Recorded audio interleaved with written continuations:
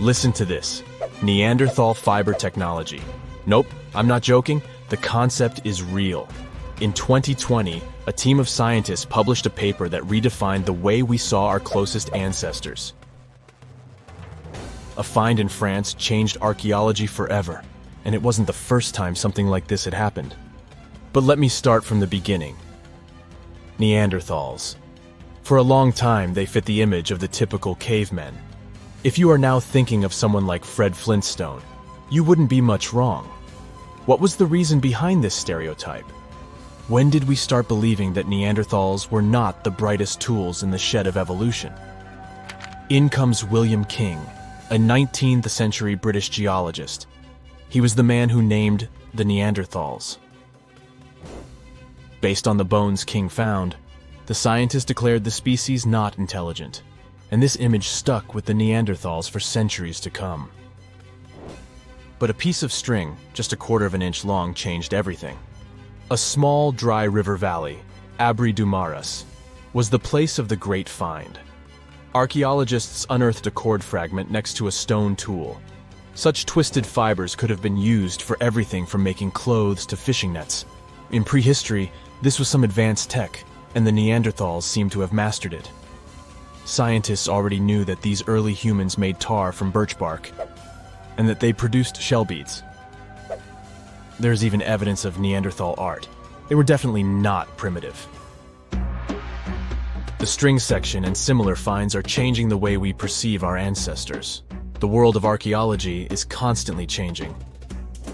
Take the pyramids in Egypt, for example. Turns out, they weren't really built by an army of people who the pharaoh made work until they passed out. Herodotus, the famous Greek historian, was the man who started the confusion. He claimed, in 500 BCE, that 100,000 men took part in the construction of the Great Pyramid in Giza. He made no mention of who they were and why they were building the pyramids. That's how the myth started.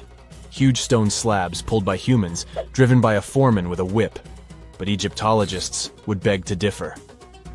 Those are the scientists who study ancient Egypt's culture. Fairly recently, they uncovered a workers' village that told a different tale.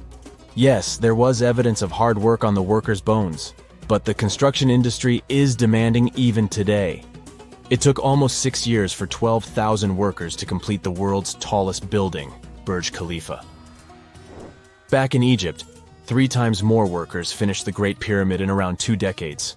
An impressive feat of ancient engineering, wouldn't you agree? Superiors looked well after the Egyptians who built the pyramids. Their diet was rich in protein. They had medical care and they got paid properly. In fact, they lived better than the non-working population. And they lived with their families near the construction site. Archaeologists know all this because they unearthed bakeries and dormitories with bread jars and other goodies. Looks like the pharaohs were okay employers after all, and the job market wasn't that terrible. They also kept detailed papyrus records of the build and hieroglyphs. You and I wouldn't stand a chance of reading these letters that resemble images. Egyptologists had the same problem. For over a millennium, no one had used this type of font. And it's not like there was an English ancient Egyptian dictionary you could open and find meanings of words. But all this changed in 1822. A couple of decades before, the French found a broken slab of black granite. The stone contained one text in 3 scripts: Ancient Greek, Egyptian hieroglyphs, and Demotic. The last one was also the Egyptian language, but in a simplified script. Scientists dated it back to 196 BCE. The content is a religious proclamation.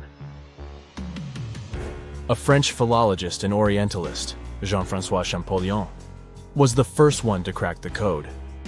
You see, people haven't forgotten ancient Greek letters. The Frenchman successfully matched the Greek letters with the ones in the Egyptian script. And voila, we were finally able to read hieroglyphs.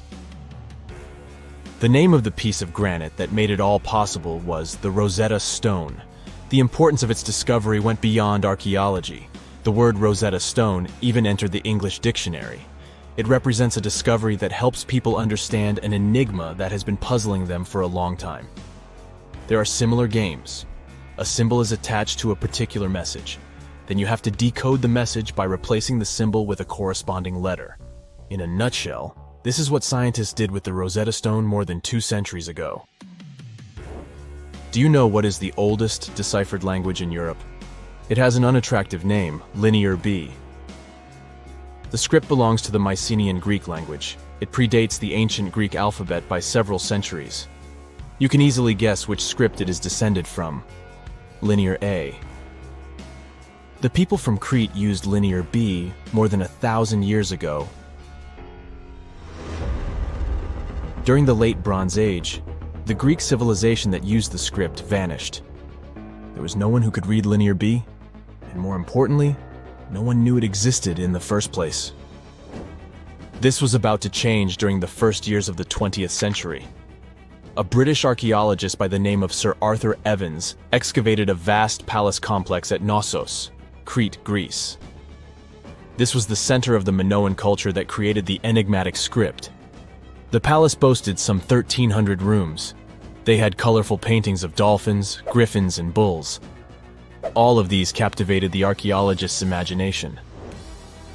But their biggest find was at first overlooked. Thousands of slabs of baked clay. The fire that brought down the palace helped preserve the tablets. It was impossible to read the slabs, though. They were written in an unknown language. The scientific community had to wait for another half a century before Michael Ventris cracked the code. He was an English architect and cryptographer. Ventris studied Greek and Latin. While attending the famous archaeologist lecture, the young man decided to solve the puzzle of Linear B once and for all. He managed to do so in 1952. One of Ventris's most amazing discoveries was that the script was an archaic form of Greek.